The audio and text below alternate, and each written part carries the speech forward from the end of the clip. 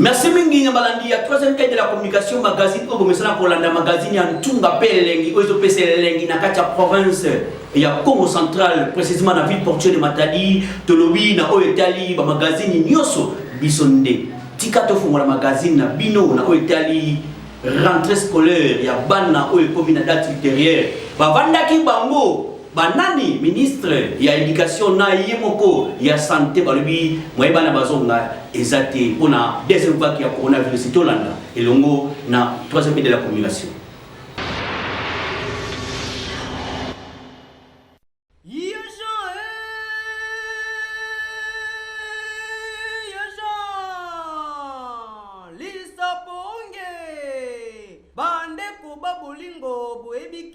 Samedi le 2 janvier 2021, le ministre de l'enseignement a confirmé que rentrée scolaire au Salimanango le 5 janvier 2021.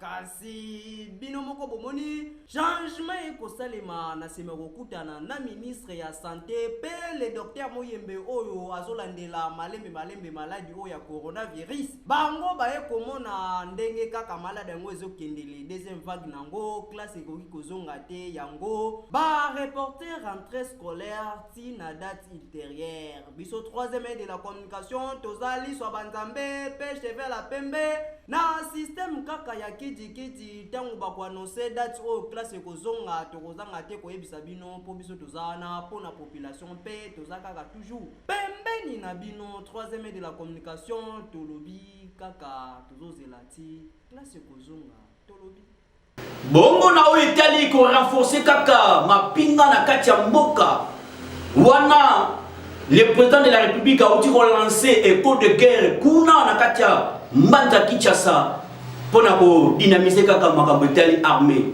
tolanda.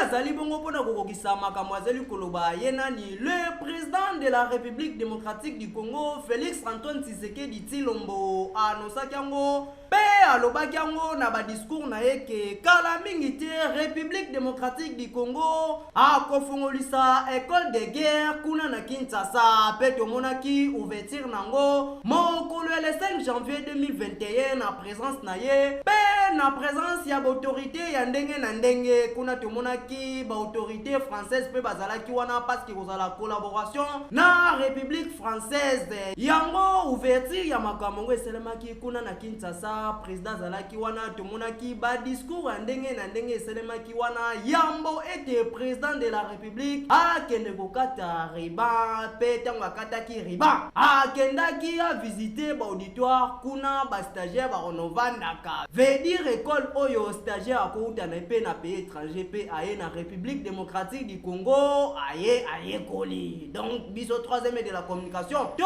confirmer bino que République démocratique du Congo a comme une école de guerre kuna na Kinshasa en collaboration na République française. Biso troisième de la communication to informer kaka tolobi Ndeko babolingo na Italie siège kaka pona kozela ka transport kuna na rond-point ya Kinkanda total lolenge mairie et bongoli sikana et longo na yemoko maire de la ville Patinzuzi ba makenge dia lobi bana matadi et sila ba pembe la kasoki mo ebimi yango tolanda.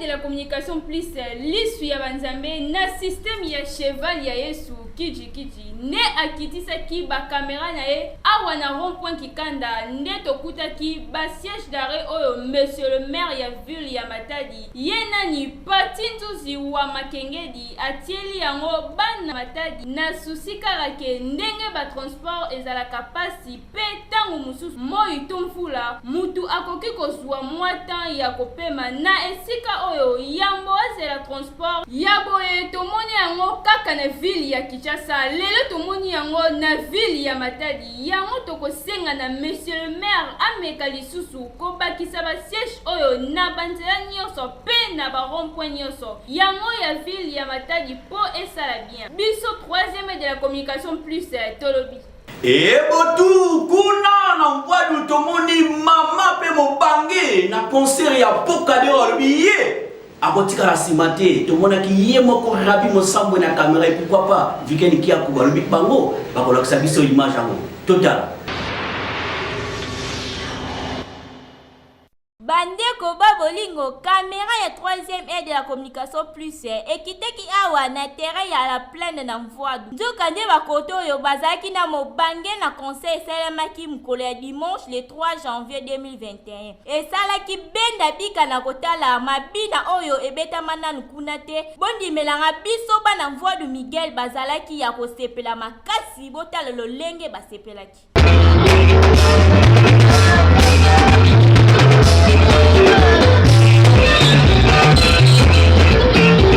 Yabo esalemana kuna na Mvoadu te pe bana kuna bazalaki ya kosepela makasi na modèle apokadeo asepelisaki bango.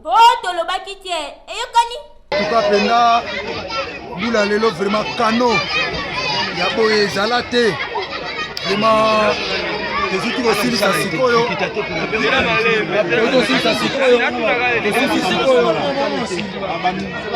tosilisi vraiment bato nyonso bazokende dans le paix.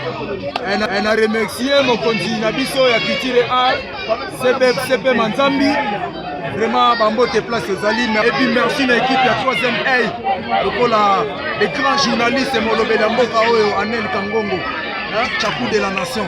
Donc vraiment bambote ya trop botika ngai te nga nazala nga rien mais à partir ya média bino nde bokotombola artiste et orchestre oyo Comment nango les bosseurs du Congo central janvier oyo ne tokoti année oyo ya 2021 tozana ba préparation ya album et puis ba tournée à Congo central mobimba pour défendre les bosseurs du Congo central. Que Karandier na biso salaki pour déranger pour la date mais que voulez-vous les hommes makamboyer mais bon yango to ya komona que non comité c'est comment que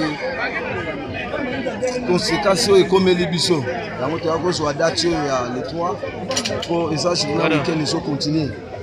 Alors biso tout pour remercier ba fan nyonso ba soutenir événement ya quartier. En tout cas, mbala liboso to sala makamba boy na secteur oyo. Alors, ndenge to démarrer ngo boy, to kotika ngo souter. To kokota pona mouvement oyo etombwama. Na oyo tali rétrospectif ya 3e aide de la communication ya année passée to laksaki bino likambotali SOS ya mwana mobali oyo azanga kilisungi mais maman oyo azalaki na motia malamu asungaki tolanda.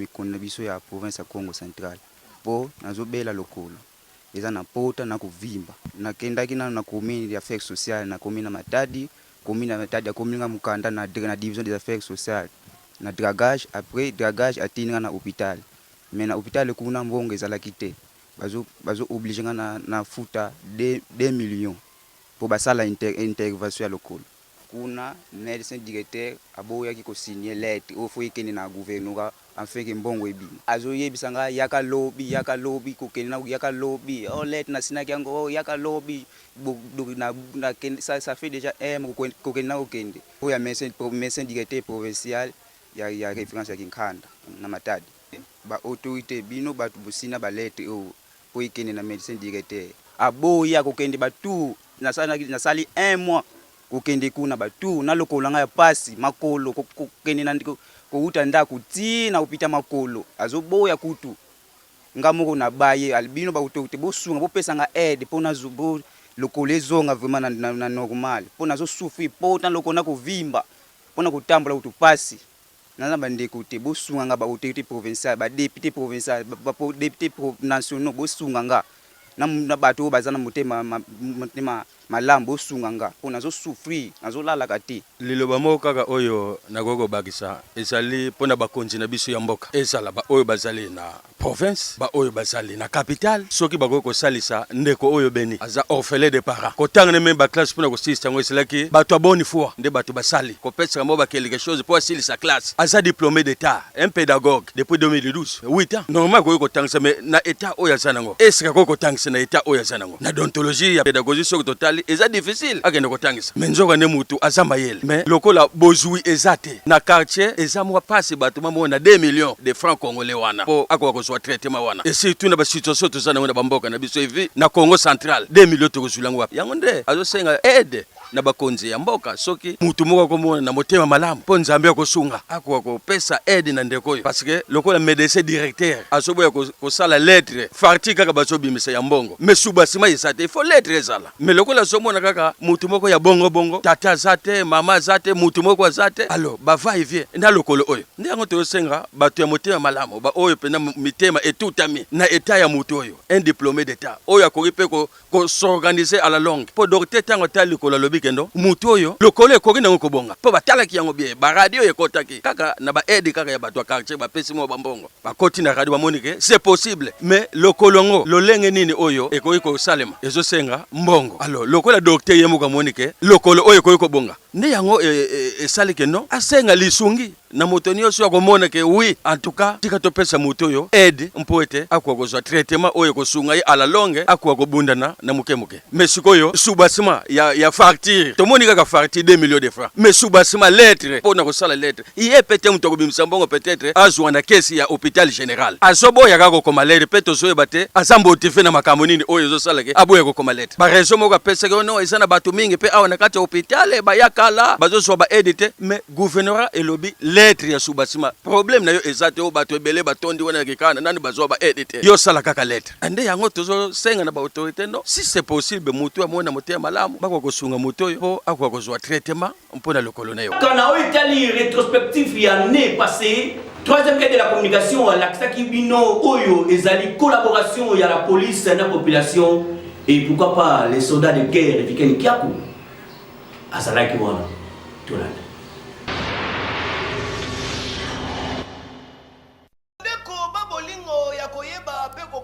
ezalike awa na kati ya République démocratique ya Congo surtout na ba province na biso ya bakoto yo Congo central précisément na ville Matadi population esi babaye pour na likambo etali insécurité na français kaka ndenge mbiaka moko ya kala général Mayele Bokungu ilieko ye alobaka na français que quand les services de sécurité n'arrivent pas à mettre fin à la criminalité c'est que les criminels se cachent dans les services de sécurité. Et yokani général Mayele Bokungu ilieko yonde ozali Grambiaka en tout cas au peigné yango bien ezali komonana na mokili tope na Congo ya lelo surtout awa na ville portière ya Matadi insécurité est débordée sauter étape tala ndenge batu bazali kokufa jour pour jour lelo yo moko pe ya bambiaka ensemble provincial adaichu na babutu butu donc ngai kutu roi ngai ya makasi ngai nde tuta kumbanga na koiko boma satana ndeko insécurité banoko kuluna bazali ko kipete po bazalaka nde encadré pe sécurisé na bakolomboka okomona makambo yango insécurité ezali ko diminuer te babandi bakoma ya main armée partout na ba chaque coin surtout ba zone d'ombre awa na kati ya ville Matadi ezalaka meke batonda meke koyeba te soki babimaka na bakamp ba arme yango basimbaka soki eutaka wapi ba machette bapapaka batu soki batayelaka ngo bagardaka ngo wapi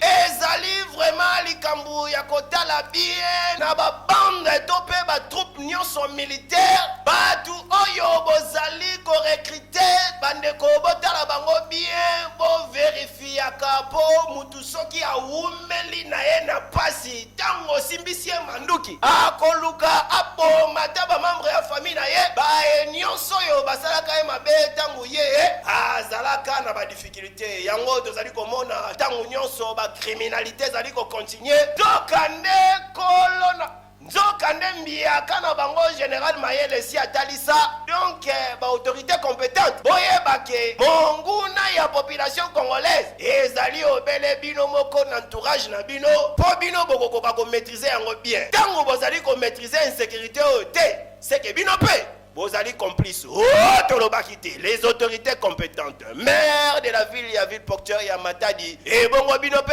général, na ministre, il y a justice, topé, il y a défense, il y a province, il y a Congo central. Makambo, oyo. etali biso makambo oyo etali bino oh tolobaki te tolobi tozotala tozojimele mais libre toujours totikala kaka na barétrospective na biso kuna na entrée ya Bilaumba tolakisaki bino nzela lolenge epesaki endombi tolanda elongo na weekend kiapo. Ndeko toza na commune ya Matadi na entrée oyo ya Bilaumba botala bamvula oyo ebetaki mokolo ya 20h na mokolo ya lobi botala ndenge ebebisi nzela oyo bosoto ba plastique ebele tope bosoto ebele oyo ba vandeze na ba vandere ya marché lutetekela batumbaka tope matiti baya kobwa ngo kaka na baterase o me po moko susu ezalaka bandeko soki ebukani population nyonso oyo ezalaka bakoto oyo bautaka Lemba bautaka So village bautaka Ndemba bautaka Bilaumba bautaka A15 bakozala na badifficulté vraiment ya koleka bakoto oyo tango bamonaki micro ya 3e aide de la communication baloba te po bazwa zéro non abetiki na mvoadu na quartier Salongo na bureau ya quartier la police tout près de la police na centre médical c'est Kumfwadi. En tout cas mingi kele ya butuba mekasi ba mosi na kimona menso batala mambo kana kuta awa to yake na usalama awa betina riske na nzila ya zingana na hospitali ya kubwadia kapo ya teka kubwadia tena suite ya ba inondation ya ngene katala area faso to tinyo to yake na faso mefuruka do une fois vula mekanoka do kubia dégâts ke salama na centre ya bien na pont ya bakonza mboka na éviter ceux ba mona koto te ceux ba mona te poser ba te voix de rason mbule beti ba te bewa nyoka makasi nous sommes bakonza mboka basunga biso pona biso bata million ben biso wa chauffeur to na passe trop bakonzi ya ville porte ya Matadi pardon ekozala malamu soki boye kotala station ya population kotoyo ekozala malamu soki te na bamvula ekoya awa vraiment ekozala pasi po population balekaka bakoto o tolobaki te tolobi tout à fait normal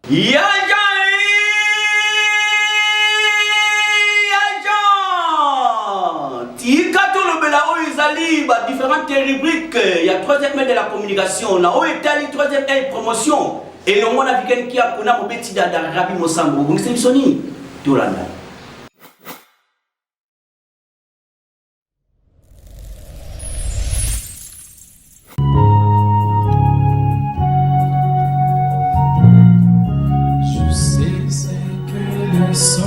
Leader en entrepreneurial, une institution de proximité, connaissance, expérimentation, travail, Institut supérieur des sciences de santé, développement et entrepreneuriat. ISSSDE est une institution supérieure qui doit fournir les enseignements supérieurs, c'est-à-dire qui forme des cadres, titres de cadres universitaires. Par rapport à sa structure, ISDE à Matadi avec une vision de valorisation du savoir. C'est ici qu'on exprime une ambition pour la prise en charge de la jeunesse et la préparation de l'audit du demain dans son pays. Aujourd'hui plus que hier, exploiter notre plus grande richesse, le savoir, en s'en tenir aux matières premières. ISDE, inscription pour l'année académique 2020-2021. La différence entre les autres institutions, nous formons des praticiens capables à créer son emploi. C'est-à-dire lorsque vous terminez, directement vous aurez la facilité de créer votre emploi. Mais par contre, dans notre institution, on ne présente que des théories. Mais par contre, chez nous, c'est le pragmatique. Et vous verrez alors que dans toutes les options, il y a les cours d'entrepreneuriat. Dans ces cours d'entrepreneuriat, on dit qu'on ne peut pas aller sans bagage. C'est-à-dire qu'on ne peut pas oser ouvrir une entreprise sans au préalable avoir des connaissances. ISDE organise des sections telles que sciences de santé, graduat et licence. Options hospitalière, sage-femme, santé communautaire, technique de laboratoire, gestion hospitalière, nutrition, enseignement et administration en soins infirmières. Section sciences de développement, graduat et licence. Options management des projets, développement communautaire, administration des projets, développement communautaire, administration des projets, environnement et assainissement, gestion informatique, gestion des ressources humaines, gestion douanière, entrepreneuriat, comptabilité et marketing, section sciences des techniques vétérinaires, graduat, option production et santé animale, sciences vétérinaires, sciences alimentaires et nutrition animale. Pour des vacations jour et soir, les auditoires dans l'enceinte de l'Institut Kiambu IKIA.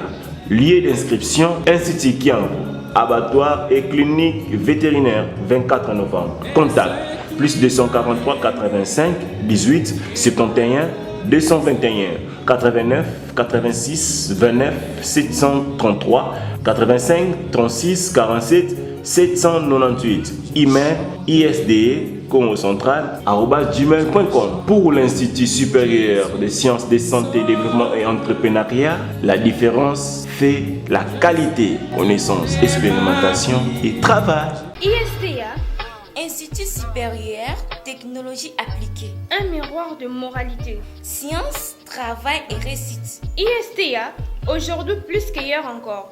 Venez développer notre plus grande richesse dans une forte innovation dans l'ingéniosité. Considérons la place centrale s'occupe l'éducation dans la processus du développement.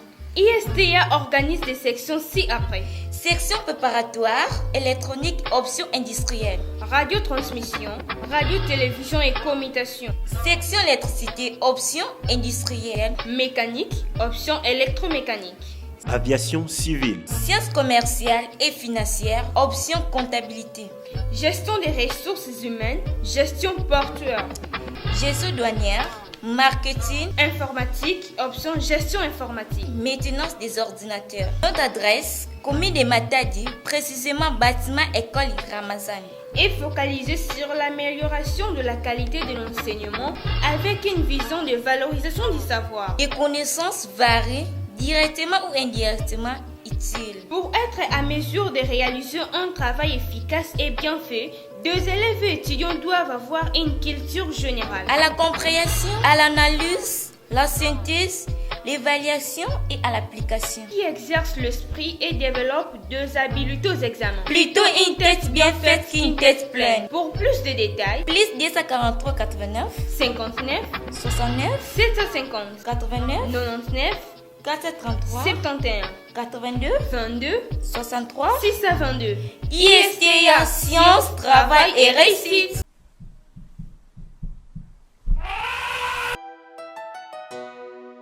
Peuple congolais, bana ya Congo central, betu zitisa misiku ya bukete, sambu betu nunga kimbevo ya corona virus. Son Excellence, le chef de l'État a déclaré l'état d'urgence. L'air est grave. Mais dans la mer, nous serons de vainqueurs grâce à Dieu.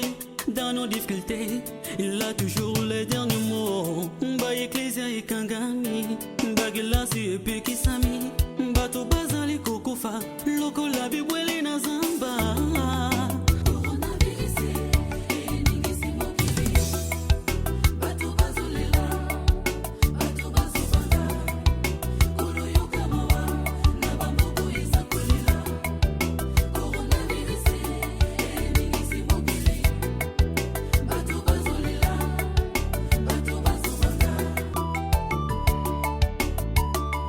Sukula maboko,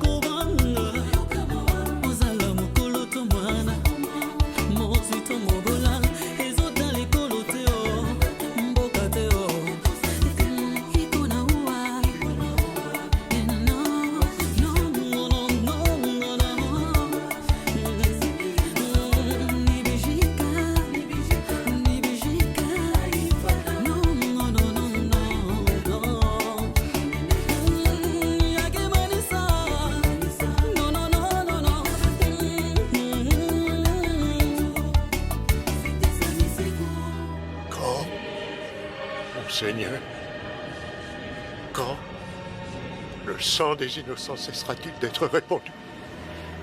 Les mots de plaire à cause d'une maladie invisible.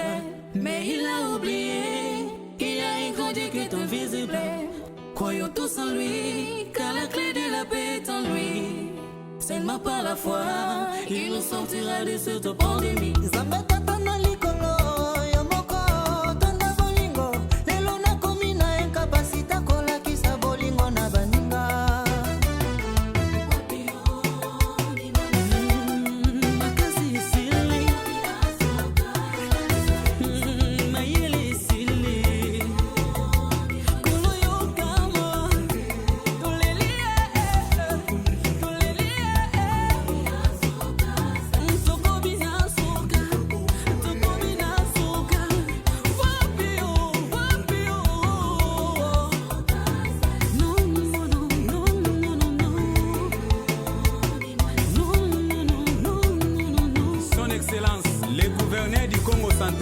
Papa Atuma Tubwana ametuba kashine yake obligatoire sokozane loka kosala te fanda na ndaku kosokola maboko eza nango lisumu te mbote ya loboko lisusu te to se protéger korona eza maladi tokolonga yango ensemble na Nzambe.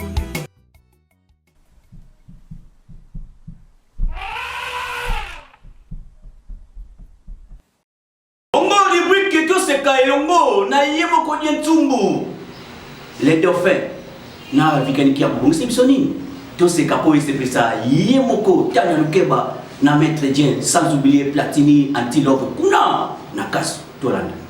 Oh ah ata yomo ozo fikle yomo to balanga tozo balana mariage ko salama awa kutu batu bakobeta bangoyo kata bobeti chiluba na rythme kiyaka unité nationale coalition na matoi mangongi ya kalunga mbule bebisi fe ozolelo ozotalanga ngande meteo ti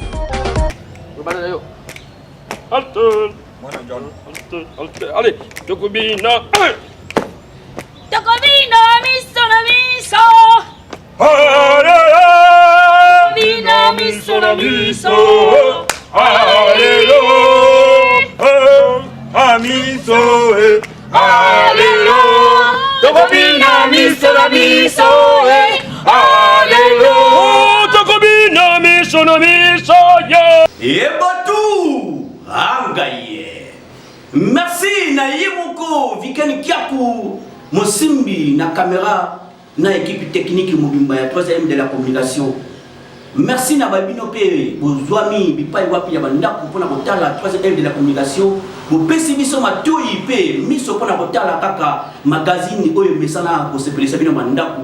Matondo mingi pona oyo tali 2021 biso tolobi toza magazine na solo. Et la coordination de l'Ozalaki, Yemoko Melibre Anel Kangongo et édition Simbamina, Yemoko Lema Yeso Deo Bonzo. Et pourquoi pas Karine et Yemoko Priscille et Longo na bébé Nabiso Abengami na Komba Nathalie Mputu. Tout le monde a dit, lobby.